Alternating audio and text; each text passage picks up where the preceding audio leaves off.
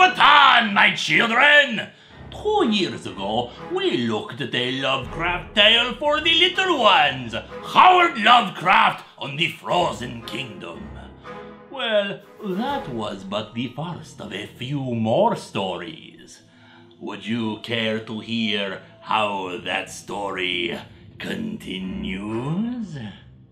Since the end of the Frozen Kingdom, poor little Howard has been having bad dreams of a kingdom beneath the waves, and messages from his old pal Spot, also known as Cthulhu. It seems that the Frozen Kingdom has thawed, and now Spot has become King Cthulhu, but he has learned that the former evil king, Abdul, has found himself a dark ally, and plots to retake his kingdom and destroy anyone who gets in the way.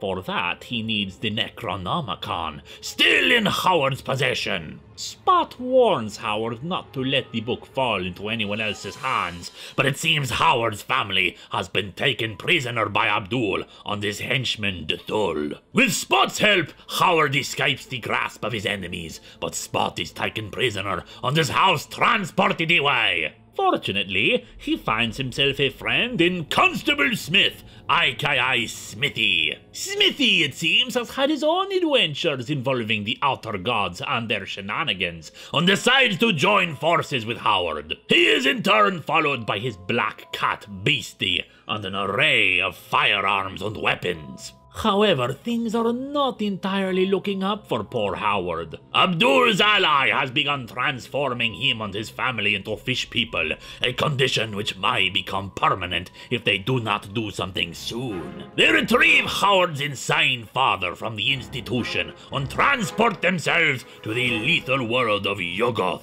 protected by limited magics from the poisonous environment. Of course, it cannot protect them from the creatures that inhabit such a place, who may be inclined to pick up Howard for a snack. And hey, it may drop him into water where he does not know how to swim, but he has nothing to worry about. The fall will likely kill him first. Oh, but I kid.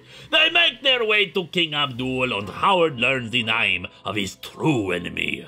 Almighty Azathoth, King of the Outer Gods, and Father of the Great Old Ones. And really, that's just a fancy way of saying he's really old and his children never come around to visit. With the help of his father and Smithy, Howard is able to free his family from the fish people curse, and even tricks Abdul into believing he got the Necronomicon. The group bids a hasty retreat from the Undersea Kingdom via Howard's house, but it seems that Spot could really use a GPS, seeing as they end up in what appears to be Egypt, but with a sphinx resembling his Cthulhu head. Howard Lovecraft on the Undersea Kingdom continues the tradition of a child's introduction to Lovecraft. Give it as a gift for the kiddies. Just like I've given it as a gift to you, my children!